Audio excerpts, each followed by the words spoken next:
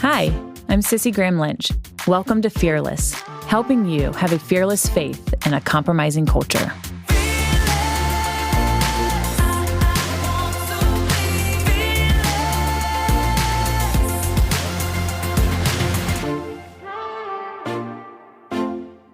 Welcome back to another episode of Fearless. I'm 𝗎𝗫 Lynch. I just want to take time to say thank you to all those who have sent encouraging words over the last couple of weeks and have sent me messages through social media.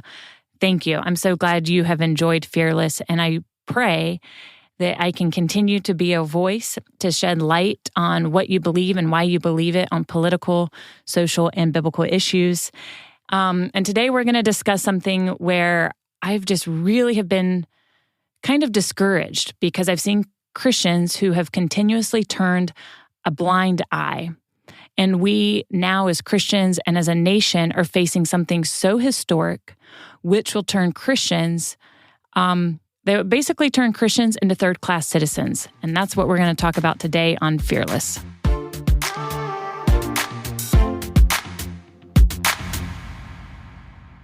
Last week, I read an article. I was skimming through Instagram and saw People magazine post this article. And it's called Meet Jason June, the genderqueer children's book author in Love with Love and Its Unpredictability. Your first question might be, well, what's a genderqueer? Because I had no idea. I had to Google it and look it up.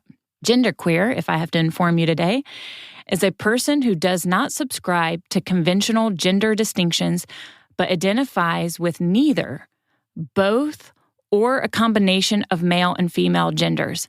Yes, that is quite confusing. I was confused myself. And this is a man dressed as a woman with long blonde hair. If you saw a picture of him, it just makes me sad, to be honest. But he's an author, and he's writing children's books, because he even says he's going after the younger generation. And that's what I've been talking about over and over on this podcast, is that we as parents, we are fighting for the hearts and souls of a generation. And the left is trying hard, and they're coming after our children. He says that the fact that a children's book is written by an openly queer author can really make a difference in the LGBTQ child's life.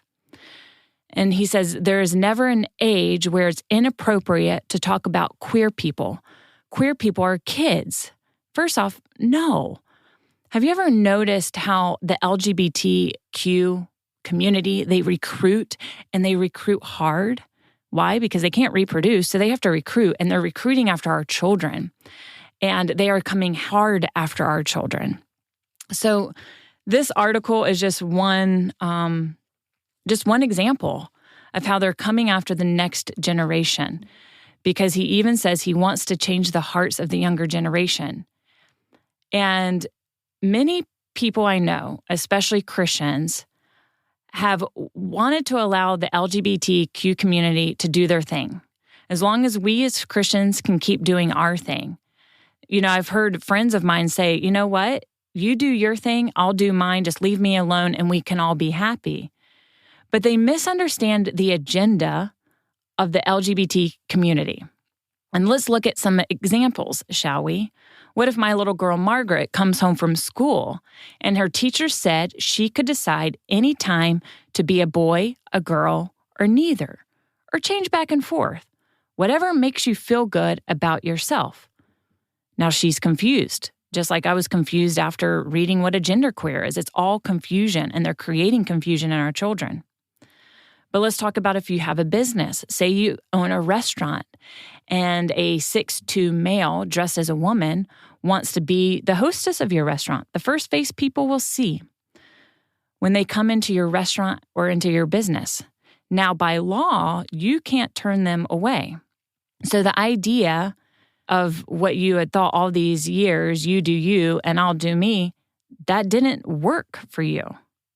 Or what about if you have a daughter who has worked so hard her young life and her teenage years to be a great athlete, whether it's track, whether it's volleyball, basketball, but now you have boys, biological boys who can compete in her sport and take that opportunity away from her to hold a state title, to earn a scholarship.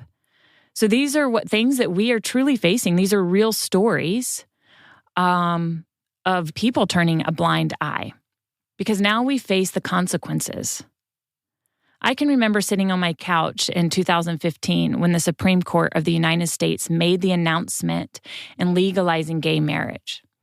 In Justice Kennedy's opinion, he wrote the ruling posed no threat to constitutional religious freedoms.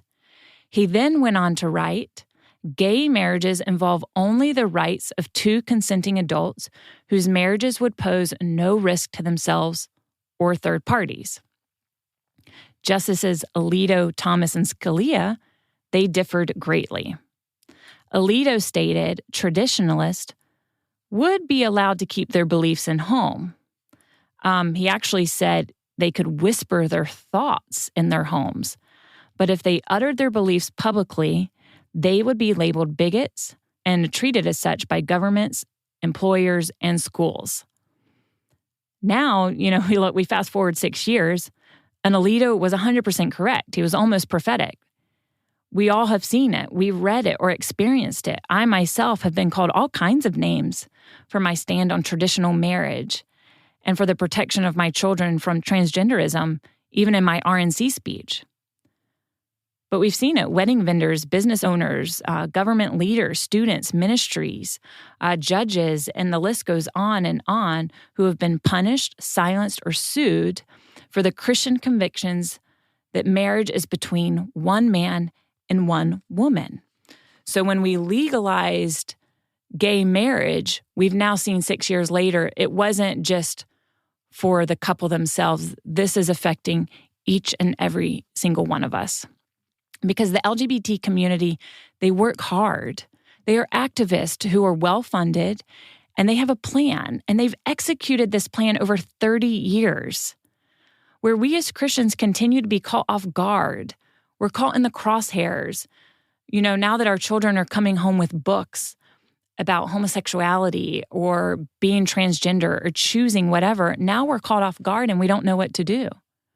Because the LGBT community, they've been relentless in not only normalizing gay marriage, that's kind of a thing of the past. They are gaining footholds in all areas of life to normalize transgenderism, starting in our entertainment, schools, corporate America, and now by the force of law and government. And who's ever heard of the Equality Act? It's kind of made the news this week because the House said they will vote on the Equality Act. This was once voted in 2019 that the House passed. And I'm shocked of how many people have not heard of it. It has been in the works for a while. But now with President Biden and Vice President Harris and Congress, this is moving full power ahead. And don't forget, Biden said on a national stage before the election, if an 8-year-old wants to choose their gender, they should be able to.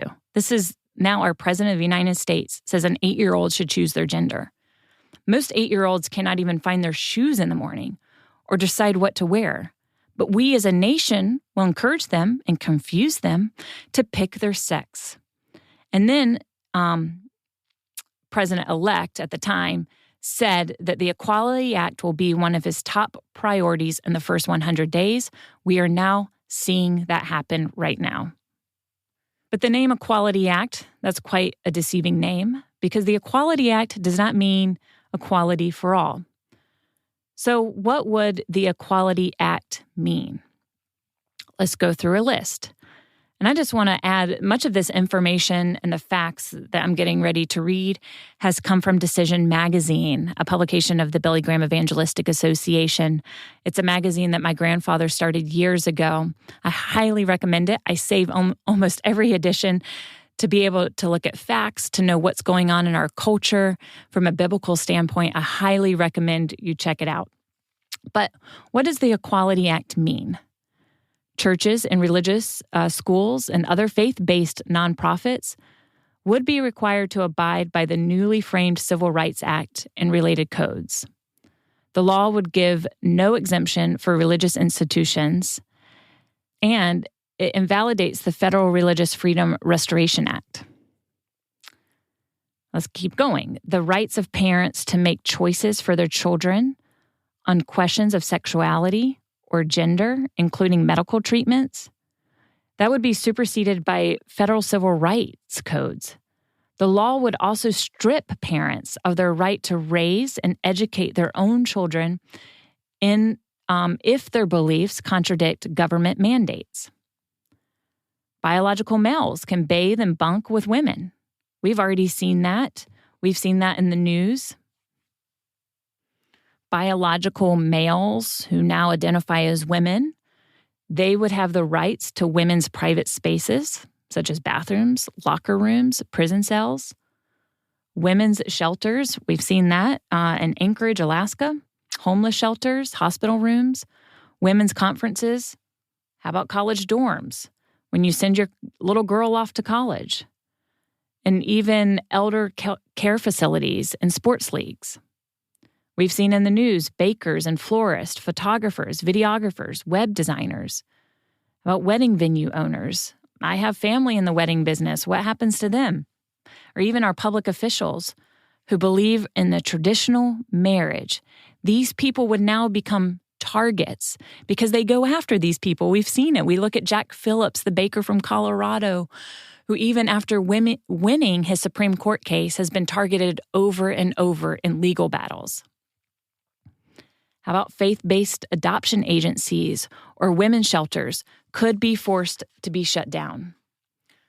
And doctors and nurses, and the list goes on, whether you're a counselor, can be coerced and threatened to abide by the new sexual orthodoxy or lose their jobs.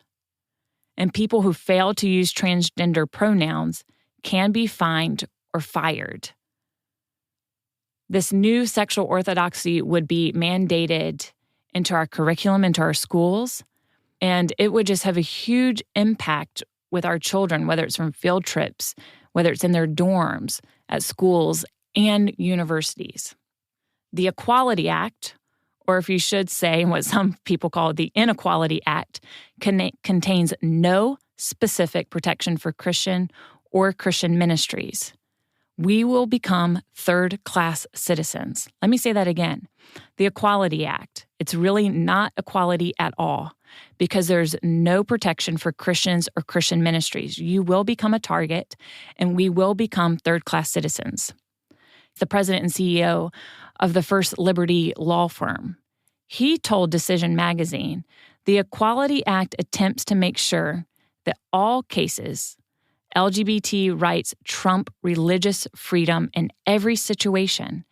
It makes religious freedom a secondary freedom or right. Andrew Walker, he also said he's Ethics and Public Policy Center. He stated, the bill represents the most invasive threat to religious liberty ever proposed in America. And why would he say that? Because this is a weapon. It will impact free speech, association, the freedom of religious exercise, church and ministry operations, education, businesses, prisons or shelters, and the practice of medicine. It will affect our military, and we're just getting started. And this is going to happen in all 50 states. This is absolutely a totalitarian power grab where only one view of sexuality is lawful. It's where one side crushes all the others. It turns reasonable, supportable, historic positions on gender, sexual content, and marriage into hateful, discriminatory acts punishable by law. You can be punished by the law if you do not agree or if you do not adopt this.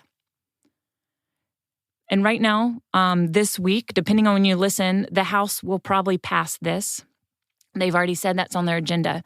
So since we do not know when the Senate will take this up or when they will vote, I encourage you to start writing and calling your senators now. Because so many people have asked me in the past, what can we do? What can we do? Well, you got to take action. So I encourage you, write your congressman, but right now you really got to start writing your senators and calling them. Voice your opinion to them. Also, I encourage you to talk to people who disagree with you and ask them questions kind of like we discussed today. about the impact of this law, how it's going to affect you or your business or your small business, whether it affects the Christian school your children go to, the education. It might affect our homeschool one day. And what they tell you, you're allowed to tell your children. This is going to affect all of us.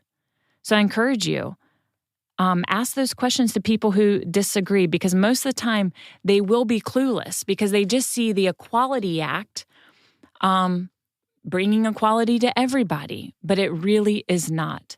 Think this through, because we need to begin persuading people who think differently than this, because this is not going to end well. It will have bad consequences and victims. So I encourage you. I know this was a tough topic. We covered a lot. Look it up. I encourage you to go to Decision Magazine, read some other articles about the Equality Act, because right now, this is the time to act.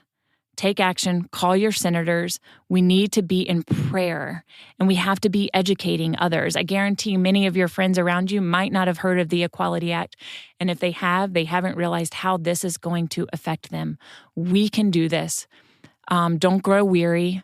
I know when you read the news right now under this administration, everything that keeps passing, it feels like just waves crashing on a beach and that we can't catch up. But we as Christians or as conservatives, we have to stop playing defense, and we have to start fighting for our children, because it's like I started this episode with that article. They are going after our children. Parents, step up and fight for them.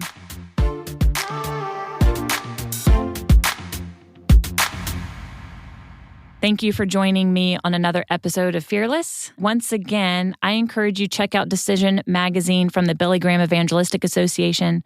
It's a magazine my grandfather started many years ago, but they are always up to date with the latest of news that are affecting people of faith here in this country and around the world. They will always point you back to what the Bible says. I encourage you to check them out. Once again, thank you for joining me, Cissie Graham Lynch, on another episode of Fearless. I encourage you to subscribe to Fearless and to follow me on social media.